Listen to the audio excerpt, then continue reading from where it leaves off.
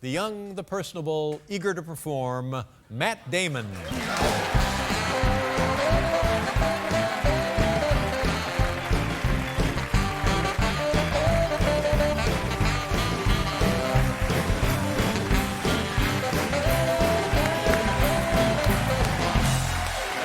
Great. How you doing? I'm fine, thank you.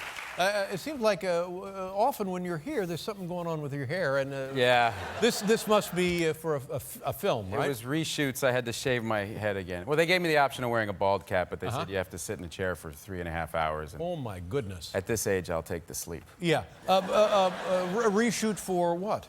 This science fiction movie that's coming out in August called Elysium.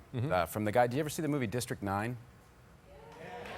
See, you should see District 9. Yeah. Excellent movie. Oh, I've seen it. I saw 7 and 8. Let's do this right now because you're fresh, you're ready to go, and you do a great Matthew McConaughey. Oh, jeez. You've worked with him? No, yes. Well, I've known him for years. Friends with him. But yesterday, Matthew got the New York Film Critics gave him the Best Supporting Actor award from all the film critics in New York. Right. It's a big deal, very big deal. The Magic Mike. For Magic Mike, which he's phenomenal in, and I'm very happy for him, and I think he's going to get nominated for an Oscar, and he probably might win one. Really, he plays in the part. He plays like the an aging male stripper. Yes. Yeah. Yes. And he is hysterically funny and it's tragic and wonderful and it's a great performance. I'm serious. Okay. Have you not seen Magic Mike? No. I mean, that's a great movie. Yes. Yeah. Yes. And now with that in mind, a little of the impression, please. Well, it's been a while since I've done this one. Well, I figured if I was going to get nominated for an Oscar, I'd just take my shirt off.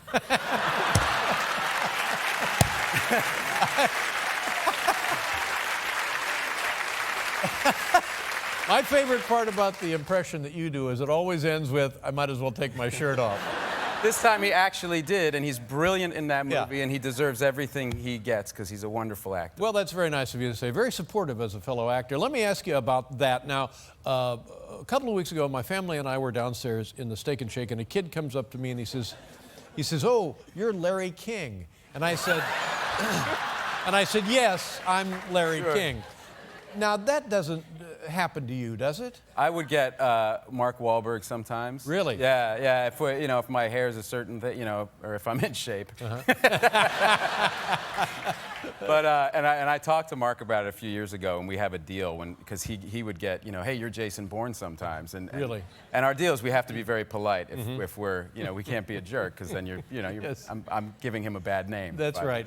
But do you find, and I think of you, and I mean this in the best sense of the word, as a kid, like just a new young actor, but you've really been doing this for a while, haven't Forever. you? Yeah. No, and it changed. Like Ben Affleck told me this story of because you feel like like Good Will Hunting to us feels like it was just yesterday, but it was 15 years ago. And 15 years ago. Yeah, it was 15 years ago.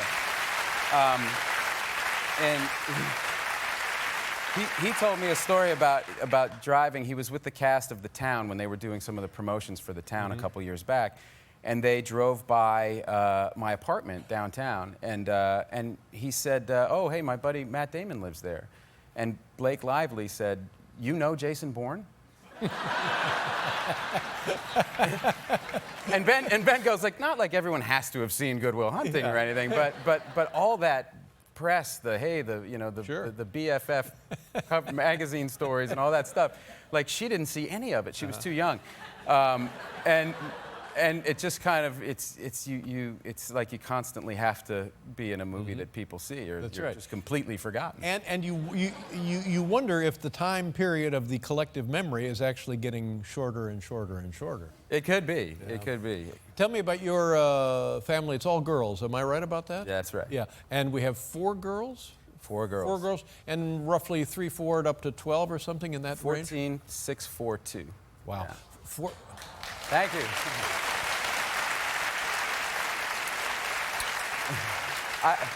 I'm laughing because last night was one of those nights, occasionally this happens where, you know, the baby's having a tough night, so we just pull her into bed rather than running back and forth to the crib constantly. We just pull her into the bed, and that coincided with either my 4 or my 6-year-old deciding whether they had a nightmare, I don't know what happened, but to come into the bed in the middle of the night.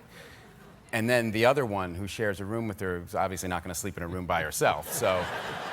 So we have 5 human beings in our bed, and it's just, and I can feel, and I'm aware, but I'm like, I had to do all this press stuff today, and I'm you know, I'm trying to get to sleep. It's the middle of the night, and then the baby, because I was kind of not attending to the baby and changing her diaper every 2 hours, she peed through the diaper. Yeah. So now I was in a wet bed with 4 other people, and it was that when you're so tired, it's like 3:48. You know, it's like yeah. The time when they send the Navy SEALs to kill you. You know? It's like you're at your least alert. And I'm going. I have to go to the bathroom and get the towels. I'm like, can I change the sheets in the dark with 4 human beings? Like, I can't do that. So now I put towels over it and move the baby, and then I sleep on the towels. That's right. And I'm like, I got to get up and go to talk to Matt Lauer in 2 hours. You know. And the other thing about 3:48, you absolutely know whatever sleep you get from that point on is of no use to any living form of life whatsoever. Yeah. But the idea of you and the girls and your wife all in the giant scrum in bed, I mean, I know it doesn't serve a good practical purpose, but isn't it a lovely thought, really? When you think about it, it's you and everybody just piled in. You know, it's a lovely thought. In practice, yeah, when you have to work in the morning. No, I'm not saying, you know, do it every night, but I'm just saying one day down the road when you're driving the last one to college, these are the kind of memories. Yes, that I will. Yeah. I won't forget it. Yeah. I tell her that we got to get one of those big beds like that, one of Shaquille O'Neal, you know, giant, not a bad idea. Super beds, but she thinks that'll just encourage them to keep coming. We'll be right back here with Matt Damon. I hope we have enough time here because I want to talk about a couple things. The first of which is your first acting job, and you're a very athletic appearing guy. I think you play basketball. You probably played football. Every sport. Did you play hockey? No. Well, it seemed like from the Northeast you'd play hockey. You would think. Yeah. But actually, my first acting job was to portray. It was actually to portray a young Michael J. Fox on a local show. He had done an interview, and local actors were reenacting the interview, you know, the story that he told in the interview, and his story involved playing hockey. He was from Canada, and so they came to our school, and this was my very first professional job. They auditioned, you know, everybody at the school, and at my high school, I was 13, I was a freshman, and I got the part. And it was a very, very big deal for me, and I was going to get a couple $100, and then they said, you know, can you ice skate? You know, and I was like, sure. Yeah. You know. But you love the Bruins. I'm guessing you love the Bruins, right? Yeah, I mean, I do. I've always been a bigger baseball and basketball and football fan than I have. But who do you like in baseball? Well, the Red Sox. Yeah, who do you like in football? Patriots. Who do you like in basketball? The Celtics. Well, who do you like in hockey? The Bruins. All right. I just wanted to get that into the record. Well, wait a minute. What team? You have 3 teams? I have 3 teams. That's so stupid. That's just like... I know. You're right. It is stupid. That's just offensive on so many levels. Many things about me are stupid. I have no defense for that. But I'm surprised that you don't skate. Anyway, so you're a kid. Well, you I'd get the roller part. skated. You know, I mean, I had, you know, like all kids. A little different. I thought, you know, I could skate. So I went, and they, you know, I was practicing wobbling around there, and they called me back to, you know, the set. They were ready to do a shot. And so that required me at speed turning around and skating back at them. And so I tried to do my roller skating crossover move. Right. You know, and you know, with the roller skates you had 4 wheels and a bigger kind of base there. And so I caught an edge and dropped directly to the ice and slammed my head and knocked myself out cold. Oh, true. God. Wow. Knocked myself it's absolutely not out. Funny. They're thinking, oh God, we've killed a kid for our little... And this was my very first professional day, and it's like, because I'm never late. I mean, subsequently, I've never shut down production, but I actually shut down a production.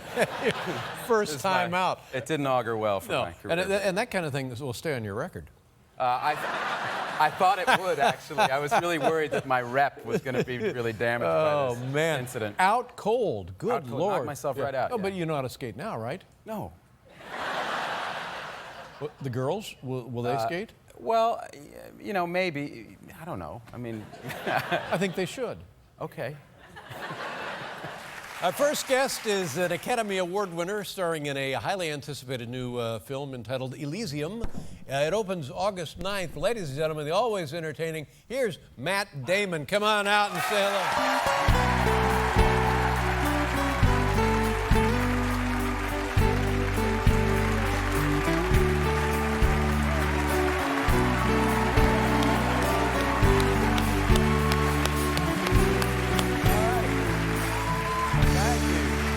Damon, nice to see you. Yeah, good to see you too. How you doing? How's your summer going? You know, we were talking backstage, and I touched you on the arm like this, and it was like concrete. It was like iron.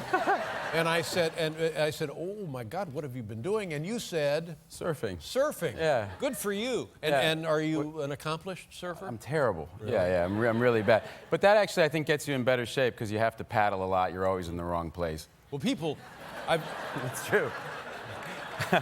I've never done it, but people tell me just paddling out alone will exhaust you. Just getting on the board will exhaust you. Yeah, it's pretty exhausting. And then I had like a couple good near-death experiences. Those are pretty tiring too. And what happens? Did you get hit in the head with the board? No, just really big waves. Yeah. I mean, big for me, not for real surfers, Right. but you know, for a beginner. Now, did you get to the point where you can just ride an actual wave in? Oh yeah. That must be thrilling, isn't it? It's one of the most amazing feelings that I've ever had. The problem is when you miss a wave and you paddle for it, and then you're kind of on the inside, and then the big waves come behind it.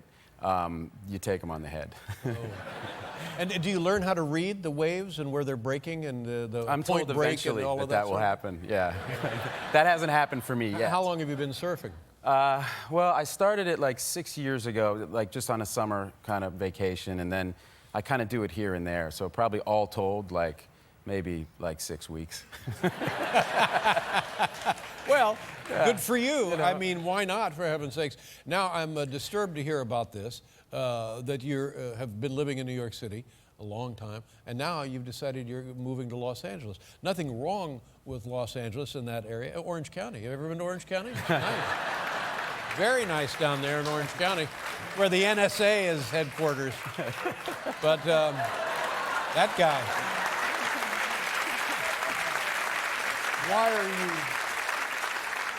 Why are you moving? Surfing.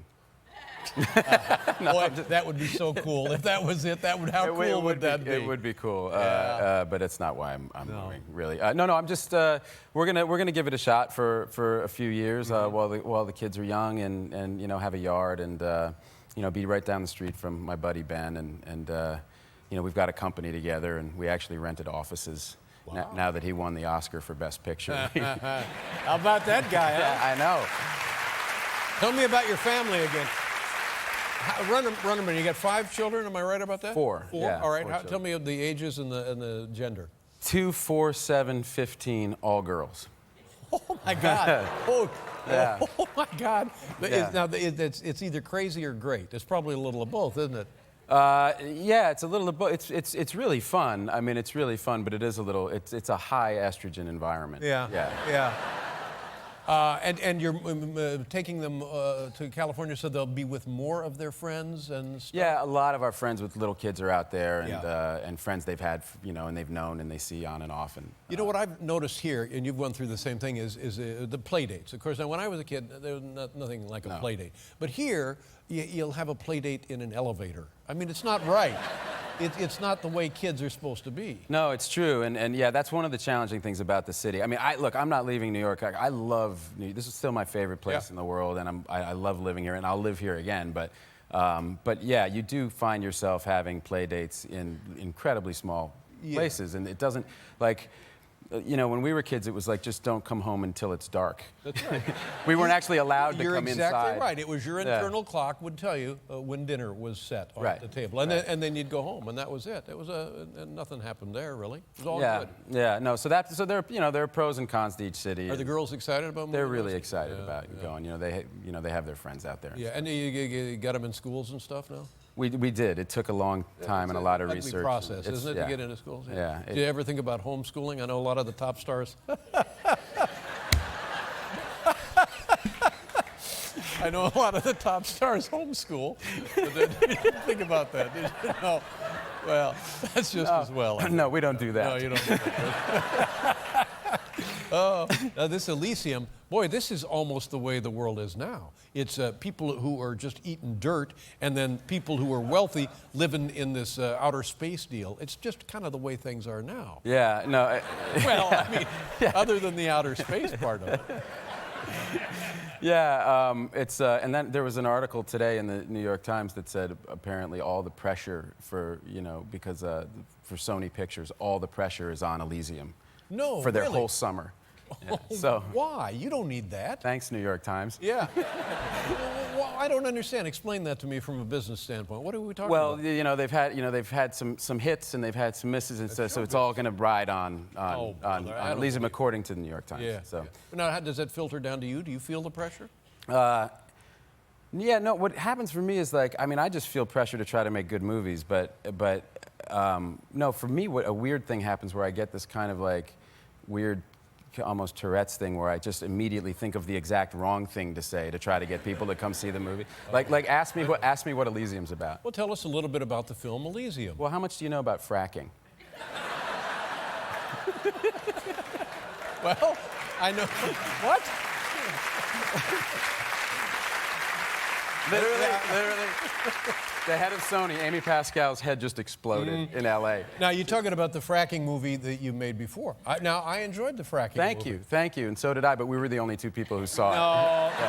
No, that can't be so. And the other guy, your other buddy, was in the movie. Yeah, John Krasinski. Yes, yeah, it was, and I thought it was informational. And this fracking, I'm telling you, you get yourself on the wrong end of the fracking, it's bad business. It is bad business. That's why we made Elysium. That's right. It is a science fiction fracking movie. No, we're selling tickets now, but it's like hotcakes. No, fracking. Here's the problem. Elysium. Here's the solution. Yes, exactly. See, exactly. This man knows what he's doing. But the fracking, water is disappearing from the planet. I mean, we have poisoned and drained the great aquifers underneath the Great Plains, for heaven's sakes. Literally, now probably there are about 300 studio executives in Sony whose brains are melting right now. They're going, wait, brains? Yeah.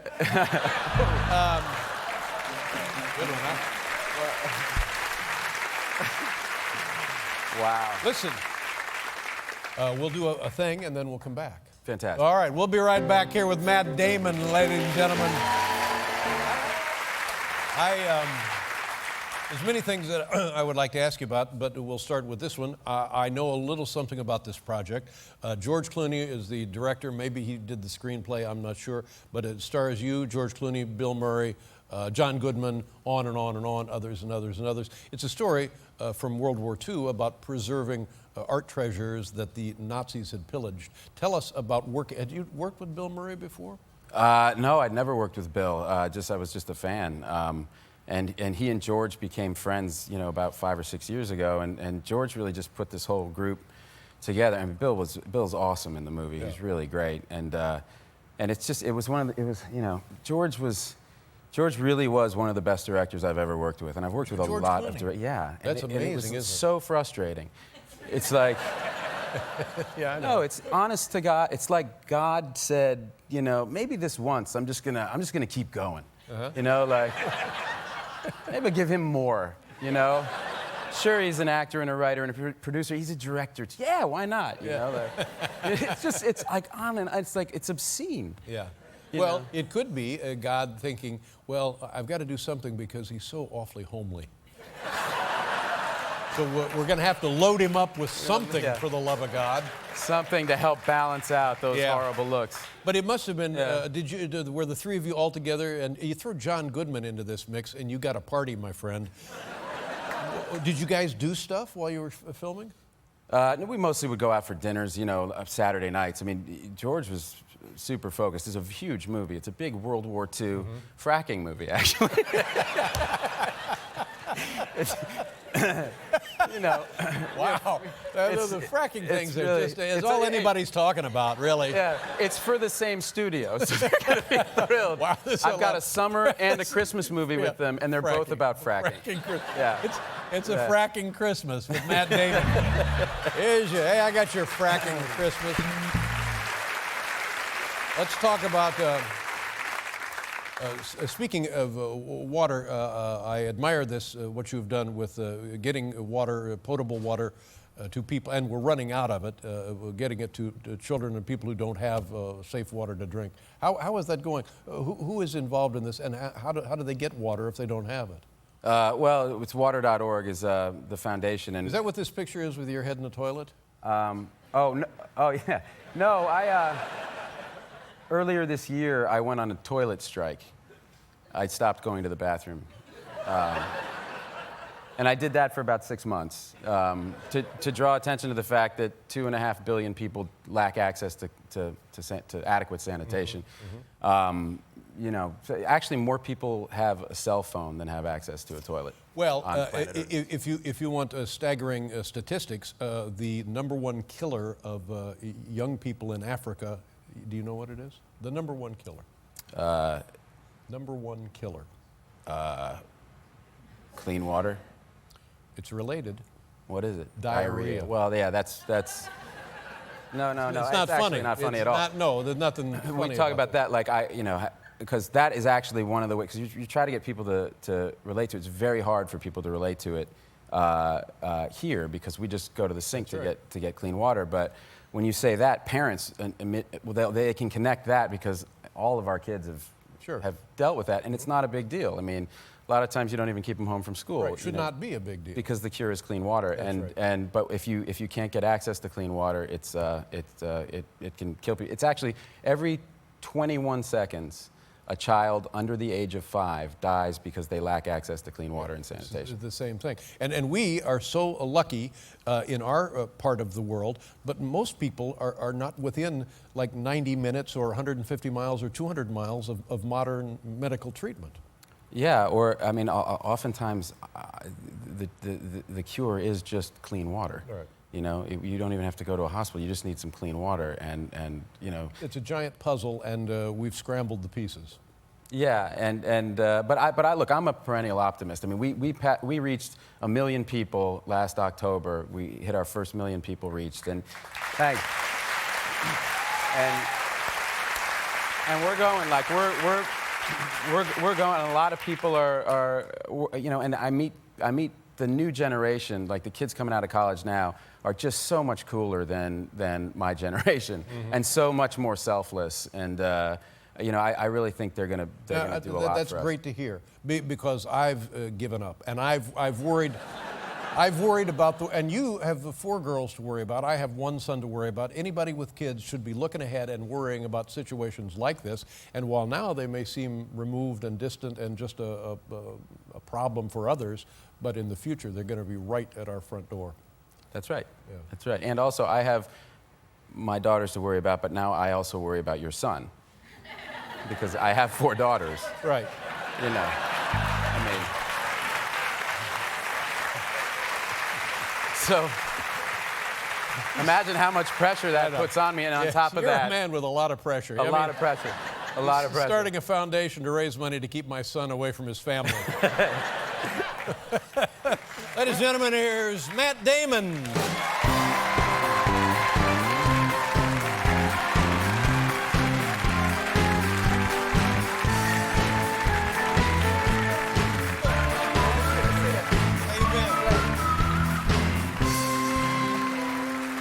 Thank you very much.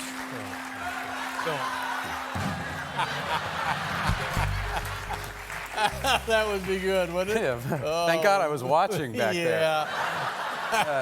How you doing? How long have you been in California? You know, for some reason I took that personally that you moved to California. I know it had nothing to do with me, but you moved to California. I know, it's been weird. You know, the kids are doing great there, but yeah, my wife and I realized like about a month ago, like, holy, what did we do? You know? Oh, is it a bigger shock than you thought it might be? Yeah, I think we were really focused on them, you know, and they're doing great. So that's the good. How big a transition was it for the kids? Was there, oh, I don't want to leave? Was there a lot of that?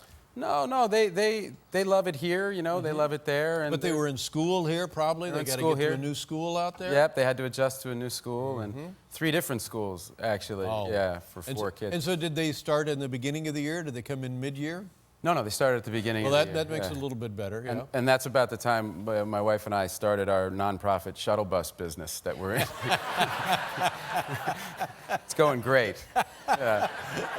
And what about the process of finding and applying and getting your kids in new schools in California? It's a lot of fun. It's a lot of fun. Yeah. Visiting, you know, however many we visited, and she was trying to figure out what's the right fit for the right kid. And And it all worked out well. it did. It actually I'm did. glad to hear that. It actually did. Now we want to move back to New York. No, I'm just kidding. But the weather in Los Angeles is pretty seductive, isn't it? Yeah, I mean, you know, we came here to do all the Monuments Men promotion, and my wife and I were really happy when we got here, just because it was snowing. Yeah, you get a little taste of what it really is supposed to be. Yeah, and then you leave. That's right. Yeah. And then you leave, of course. Were you here for the Super Bowl? Yes, yeah, we watched it at my apartment. We watched it. It was. How did you feel about that? You know, look, as a Patriots fan, you know, I'm just glad that whole quarterback issue is settled once and for all. You know. But, you know, I'm just saying. You know. How would your buddy Tom Brady and his team done against the Seahawks that particular day, that particular game?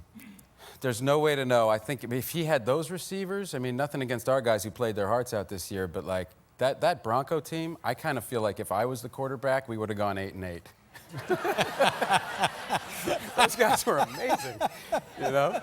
Yeah, but it's interesting the way, and did they figure out the Broncos, or is that just the way Seattle plays defense? And look out, don't even get off the bus. It looked like it that game. Yeah. It looked like it that game. But look, they lost a couple games this year. I mean, Right. the Chargers beat them, and, you know, there were teams that beat them. Yeah, but, that's true. But it looked like there were like 15 of them on the field. And you know what? Let's go back and look at the tape, because but it was Richard Sherman a couple of days after the game said that the Broncos were about the 5th best team they played all year. Is that what he said? That's what he said. Wow. He's making friends everywhere. Yes, he is. Oh, man, that was really something. And so here you are, and welcome back. And you know who was on the show last night? George Clooney. Now, Sure, we'll clap for George. smattering of applause. Clooney. Yeah. I tell you what, I like you and I like George, but I'm sick of the friendship you two have. Because it just seems to me like you're having too much fun for guys making the kind of money you're making. He's a fun guy. I mean, you know, he's a child in many ways. You know. No, you want honest to God, like, you know, people always ask like pranks and stuff, but here's I know. Now, see, this is what irritates me. Pranks. Right, Really? right. You and George Clooney. I've never done a prank to him. I have 4 kids. I don't have time to. Don't have time for exactly. He's you got an nothing adult but thing. time, you know? Okay. If like I fired the smallest shot over his bow, like it would just be, you know, Yeah. the Nothing but countermeasures time would be horrible. and endless resources. Yeah. He to give you an idea, like he did this thing. His father's in the movie, in the Monuments Men. He has a small Nick part. Clooney, yes, Nick, he was here last night. Delightful guy. He's great. Yeah, He's and great. George's mother was here also last night. And so George cast Nick as the old version of himself in the movie, and Nick's terrific in the movie. But so he screened the movie for his dad, and there's this touching scene at the end, and Nick walks with his grandson, and he walks off kind of into the light, and it fades to black, and George puts up this cryon that says, "In loving memory of Nick Clooney." And his dad literally jumps out of the seat, and he's like, what the hell, George? And he goes, well, you know, Dad, the thing doesn't come out for 6 months, you know. So he goes, it's more expensive. It's more expensive to take it off than to, you know, or to put it on Put later. it in to take it off. He's so, oh my God! He's just completely twisted. Now that's just ugly. No, that's it. I was sitting in my house last week. This is another true story, and I brought proof. I was sitting in my house, and You saw the Golden Globes this year with, you know, so Yeah. Tina Fey and Amy Poehler. They're great, and they made fun of all of us, right? Mm-hmm. Everyone took a hit, Right. and I think they called me a garbage man at one point. But it was funny. Mm-hmm. So I'm sitting at home, and I get a fruit basket, 2 fruit baskets, the size of your desk. They're the biggest things I've ever seen. And there's one says letter number 1 with an envelope attached, and the other says here's letter number 2 with an envelope attached. And I'm going, what is this? So I open the first envelope, and it's this apology from Tina and Amy saying, we really thought you could take a joke. You know, we're sorry we hurt your feelings. And then I open letter number 2, and this is letter number 2. Letter number 2.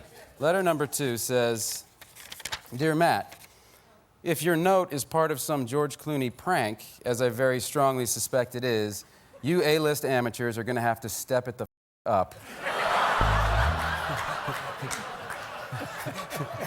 Their words, not mine. Uh-huh. We are not some easily confused starlets you're dealing with here. We are grown-ass professional comedians. Please accept this fruit as a token of our sincerity. Best wishes, Elizabeth Tina Fey, Amy Boston Poehler. So, That's great. but I immediately knew what had happened, which is What that had happened here? George got a hold of, or he made up stationery with my name on it, and sent them some like wounded letter from me, you know. And How dare you? That kind of literally, thing? like, Yeah. yes, indignant, you know. and so I have no idea how many letters are out there, to how many people. I'm going to get apology letters from people, you know. Yeah. Well, but it's pretty good that it worked, and it's pretty good that it also didn't work. I mean, the letter number 2 is so much better than the joke itself. No, and which I think I have a feeling that George is rolling something out. There's something else is going to happen. Yeah, but no, don't worry about it. It's nice to know that you're smart enough to not to be moved by this nonsense. Ladies and gentlemen, we'll be right back with Matt Damon. I like this story. The Monuments Men is such a wonderful story, and I don't think everybody is aware of it detail to detail. I mean, I'd heard of the story, I'd read a little bit about it, but yet in the movie there are details that I was unaware of. And your personal connection to that, I think, was worth retelling, certainly, about you have an uncle, a great uncle. Oh, yeah. Tell us that story. Well, it was just that part of the, my character in The Monuments Men goes into Paris as it's kind of been liberated. And my father's uncle, my great uncle, did that. He was a colonel, and he received the Silver Star. The last letter that our family got from him in '44 was he described going through the streets of Paris and women handing babies up to the officers and soldiers to kiss them, to bless them. They were so grateful to have been liberated. And then he was killed, you know, within a week outside of Paris. There's not I don't know the actual number, but very few of these men and women left who fought in the Second World War. And the whole thing is hard to imagine, but should be studied by everyone and studied over and over again. And you get the best part of this movie because you're with Kate Blanchett. Yeah. These other guys have to horse around with themselves. I know, it's like Bill Murray and Bob Balaban. Yeah, you know, big deal. in a Invite me to that foxhole. party. Yeah. Yeah. But she, oh my God, what a delightful woman. And every night I come down here thinking that she'll be on the show. They don't have the heart to tell me she's not. How much time did you get to spend with her? A lot. You know, I had done The Talented Mr. Ripley with her 16 years ago, and thanks. People still remember it. Great. Thanks. But I remember being with, you know, the director, Anthony Minghella, and we'd do a scene, and she'd go, okay, I'm going home, and we'd look at each other and go like, what the hell was that? Like, she was just otherworldly, just so gifted. And it was the same thing, you know, now we're in our 40s, and I worked with her again, and I still don't know how she does it. Yeah. And when she goes home, do you say, oh, stay a little longer? Just go home in a minute or two. Yeah, I mean, or like, give me some tips.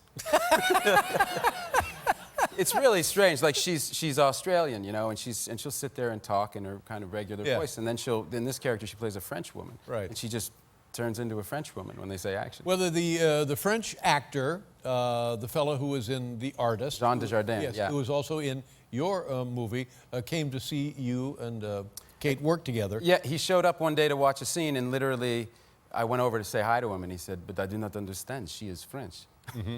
Yeah. Like he couldn't. And Kate doesn't speak a word of French, you know, but for the lines she says in French in the movie, he says she just sounds perfect. Yeah, and also. But I don't know if you've heard his English. Also, to note and remind folks that she is representative of an actual personality in the story the movie is based on. Yes, there was a real woman named Rose Valland who worked at the museum at the Jeu de Paume, and she cataloged all of the art and where it was going secretly. Right. You know, she was working underneath the Nazis' nose during the occupation, but she was secretly working for the resistance, doing all this incredible work that they would have shot her on sight for doing. They apparently were unaware that she understood German or understood English or something. And she was a very unassuming person, and so they just never thought she would be capable of doing what she did, which was to comprehensively catalog every single piece of art, where it was going, and help the Allies get them back. And Philip Seymour Hoffman. Also in The Talented Mr. Ripley? He was. Yeah, and died over the weekend. George, of course, had worked with him recently in The Ides of March. Yeah. What was he like to work with? He was the best. He was you know, he was incredible. He was a very special guy, and one of the best actors to ever live, I think. And that scene that I did with him in that movie was the best time I think I've ever had. I mean, just in terms of being with someone who was so locked in, it just was, it was awesome. And he was an even better guy, so it really sucks. And had you spent time with him recently or not? Well, Kate and I had dinner with him last year when he was in Berlin at the same time we were shooting this movie. So the three of us went out to dinner. It was the first time we'd been, the three of us, since, you know, 1998 or 99. And so that was great, and we had a terrific time. And then I went to the Hunger Games premiere. I brought my oldest to that, and so I saw him in LA 8 weeks ago or something. But it's just completely untimely and tragic. He had a lot of great stuff left to do. Yeah. 46, for God's sakes. Yeah. That's ridiculous. But when you have a relationship with a person like that, in any sense that there's trouble? I mean, everybody has trouble. Any sense that the trouble is that deep, or are you completely oblivious to it? Do you not know? Look, I think for people who worked with him, you look at his body of work. Didn't seem to interfere with his work, no. But you know, obviously there was something going on there, you know. He went into rehab after I had dinner with him a month later, and I was as shocked as anybody to read about it. So it wasn't the kind of thing that I could see, you know.